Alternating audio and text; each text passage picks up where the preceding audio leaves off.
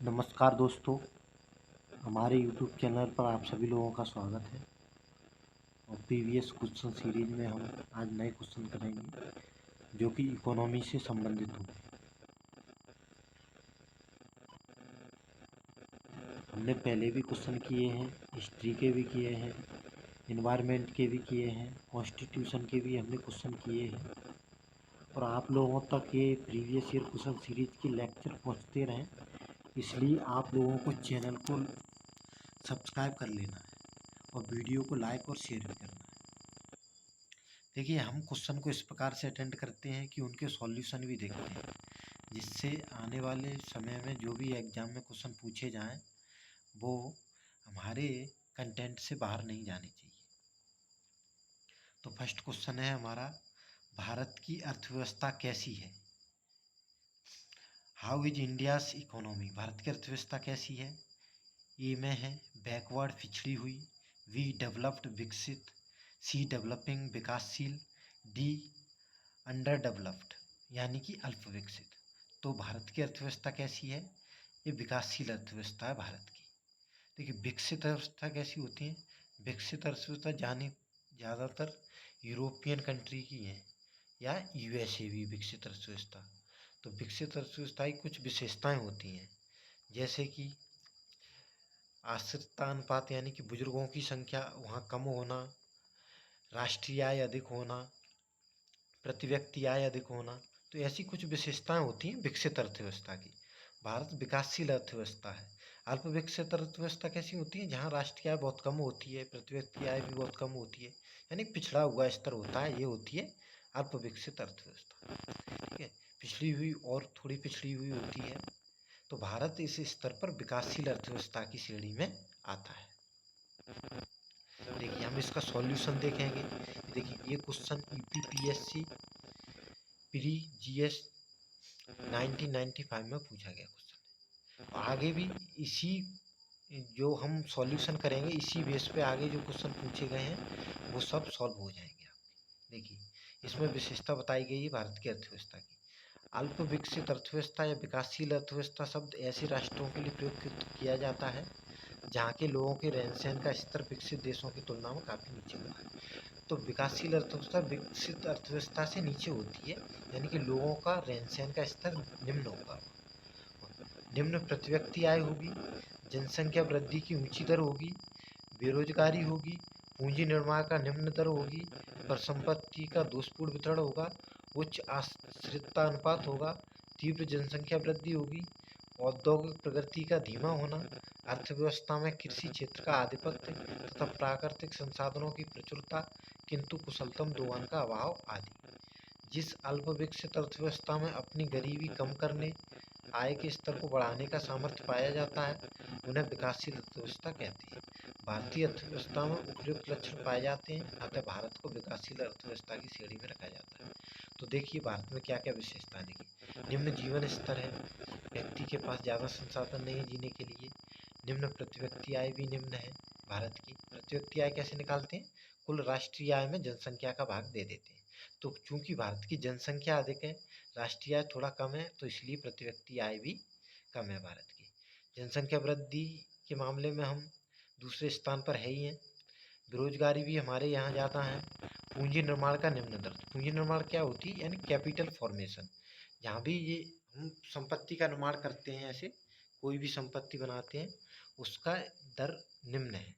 पर संपत्तियों का दोषपूर्ण वितरण भी है भारत में, क्योंकि हमारे यहाँ गरीबी अमीरी के बीच खाई अधिक है, क्योंकि बहुत जो ज़्यादातर जनसंख्या के पास सीमित संसाधन है और एक वर्ग ऐसा है जिसके पास अधिक संसाधन है।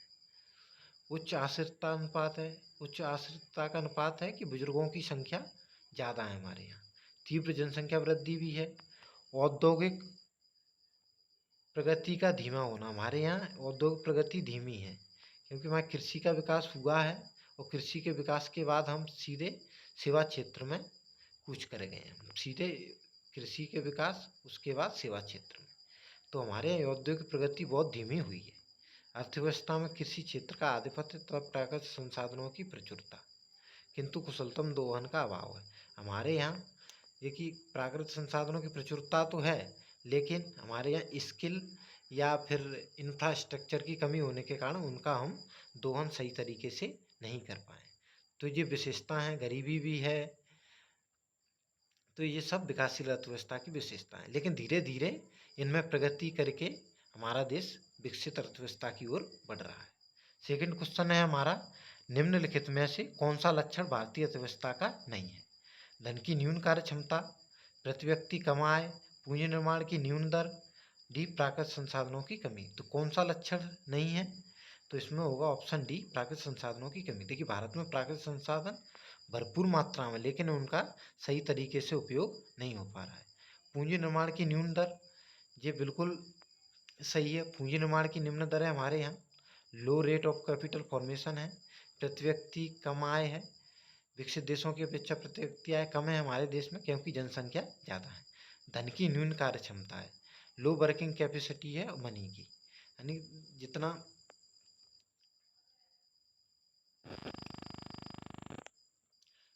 देखिए थर्ड क्वेश्चन है हमारा, अल्प विकसित अर्थव्यवस्था की सामान्यतः विशेषता होती है। फर्स्ट स्टेटमेंट है प्रति व्यक्ति निम्न आय। सेकंड, पूंजी निर्माण की निम्न दर। थर्ड, निम्न आश्रितता अनुपात। फोर्थ, तृतीय क्षेत्र में अधिक कार्यबल शक्ति का होना। तो अल्प विकसित अर्थव्यवस्था की सामान्य विशेषता कौन सी होती है? देखिए प्रति व्यक्ति निम्न आय, ये भी अल्प विकसित अर्थव्यवस्था की विशेषता है। पूंजी निर्माण की निम्न दर, ये भी विशेषता है। निम्न आश्रितता अनुपात, ये भी विशेषता है। तृतीय क्षेत्र में अधिक कार्यबल शक्ति का होना, ये विकसित अर्थव्यवस्था की विशेषता है। ज़्यादातर ये चीज़ें यूरोपियन कंट्री में पाई जाती है, तृतीय क्षेत्र में अधिक कार्यबल शक्ति, ठीक है, क्योंकि वो वहाँ विकसित अर्थव्यवस्था ज़्यादा है।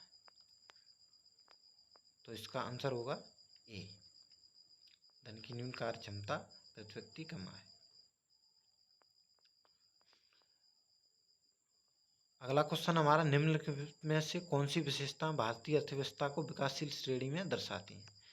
कृषि मुख्य व्यवसाय। सेकंड है प्रचंड बेरोजगारी, हिडन अनएम्प्लॉयमेंट।